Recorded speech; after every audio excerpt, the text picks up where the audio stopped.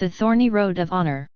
An old story yet lives of the Thorny Road of Honor, of a marksman, who indeed attained to rank and office, but only after a lifelong and weary strife against difficulties.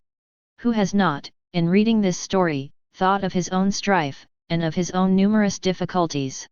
The story is very closely akin to reality, but still it has its harmonious explanation here on earth, while reality often points beyond the confines of life to the regions of eternity.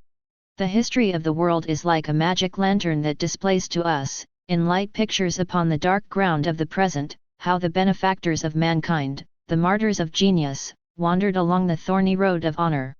From all periods, and from every country, these shining pictures display themselves to us. Each only appears for a few moments, but each represents a whole life, sometimes a whole age, with its conflicts and victories. Let us contemplate here and there one of the company of martyrs, the company which will receive new members until the world itself shall pass away. We look down upon a crowded amphitheater. Out of the clouds of Aristophanes, satire and humor are pouring down in streams upon the audience. On the stage Socrates, the most remarkable man in Athens, he who had been the shield and defense of the people against the 30 tyrants, is held up mentally and bodily to ridicule Socrates, who saved Alcibiades and Xenophon in the turmoil of battle, and whose genius soared far above the gods of the ancients. He himself is present, he has risen from the spectators' bench, and has stepped forward, that the laughing Athenians may well appreciate the likeness between himself and the caricature on the stage. There he stands before them, towering high above them all. Thou juicy, green, poisonous hemlock, throw thy shadow over Athens, not thou, olive tree of fame. 7 cities contended for the honor of giving birth to Homer, that is to say, they contended after his death. Let us look at him as he was in his lifetime. He wanders on foot through the cities, and recites his verses for a livelihood. The thought for the morrow turns his hair grey. He, the great seer, is blind, and painfully pursues his way. The sharp thorn tears the mantle of the king of poets. His song yet lives, and through that alone live all the heroes and gods of antiquity. One picture after another springs up from the east, from the west, far removed from each other in time and place, and yet each one forming a portion of the thorny road of honor, on which the thistle indeed displays a flower, but only to adorn the grave. The camels pass along under the palm trees. They are richly laden with indigo and other treasures of value, sent by the ruler of the land to him whose songs are the delight of the people, the fame of the country. He whom envy and falsehood have driven into exile has been found, and the caravan approaches the little town in which he has taken refuge. A poor corpse is carried out of the town gate, and the funeral procession causes the caravan to halt. The dead man is he whom they have been sent to seek, Firdusi, who has wandered the thorny road of honor even to the end. The African, with blunt features, thick lips, and woolly hair, sits on the marble steps of the palace in the capital of Portugal, and begs. He is the submissive slave of Camoens, and but for him, and for the copper coins thrown to him by the passers-by, his master, the poet of the Lugid, would die of hunger. Now, a costly monument marks the grave of Camoens. There is a new picture. Behind the iron grating a man appears, pale as death, with long unkempt beard. I have made a discovery, he says, the greatest that has been made for centuries, and they have kept me locked up here for more than 20 years. Who is the man? A madman, replies the keeper of the madhouse. What whimsical ideas these lunatics have! He imagines that one can propel things by means of steam. It is Solomon de Caires, the discoverer of the power of steam, whose theory, expressed in dark words, is not understood by Richelieu, and he dies in the madhouse. Here stands Columbus, whom the street boys used once to follow and jeer, because he wanted to discover a new world, and he has discovered it. Shouts of joy greet him from the breasts of all, and the clash of bells sounds to celebrate his triumphant return, but the clash of the bells of envy soon drowns the others. The discoverer of a world, he who lifted the American gold land from the sea, and gave it to his king, he is rewarded with iron chains. He wishes that these chains may be placed in his coffin, for they witness to the world of the way in which a man's contemporaries reward good service. One picture after another comes crowding on, the thorny path of honor and of fame is overfilled.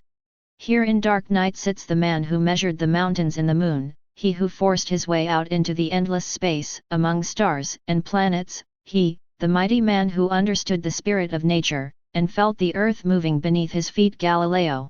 Blind and deaf he sits, an old man thrust through with the spear of suffering, and amid the torments of neglect, scarcely able to lift his foot, that foot with which, in the anguish of his soul, when men denied the truth, he stamped upon the ground, with the exclamation, "Yet it moves." Here stands a woman of childlike mind, yet full of faith and inspiration.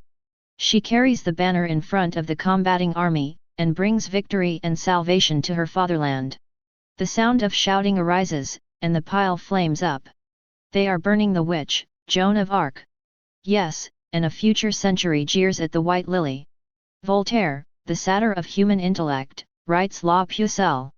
At the Thing or Assembly at Viborg, the Danish nobles burn the laws of the king.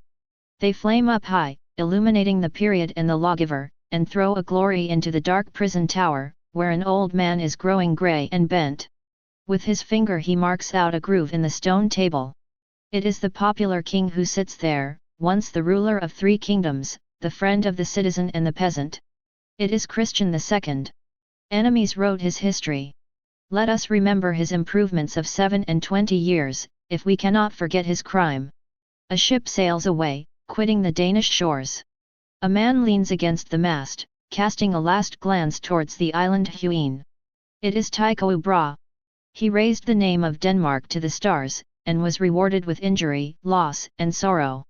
He is going to a strange country.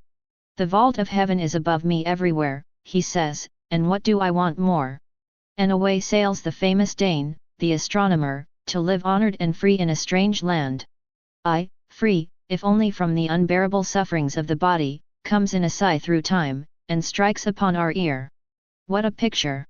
Griffenfeld, a Danish Prometheus, bound to the rocky island of Munkholm.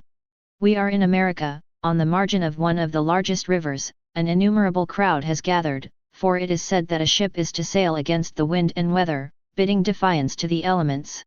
The man who thinks he can solve the problem is named Robert Fulton. The ship begins its passage, but suddenly it stops. The crowd begins to laugh and whistle and hiss. The very father of the man whistles with the rest. Conceit. Foolery, is the cry. It has happened just as he deserved. Put the crack brain under lock and key. Then suddenly a little nail breaks, which had stopped the machine for a few moments, and now the wheels turn again, the floats break the force of the waters, and the ship continues its course, and the beam of the steam engine shortens the distance between far lands from hours into minutes.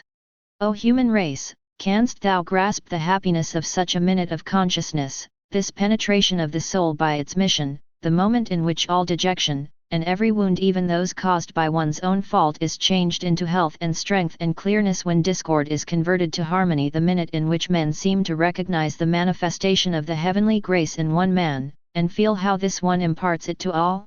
Thus the thorny path of honor shows itself as a glory, surrounding the earth with its beams. Thrice happy he who is chosen to be a wanderer there, and, without merit of his own, to be placed between the builder of the bridge and the earth, between Providence and the human race.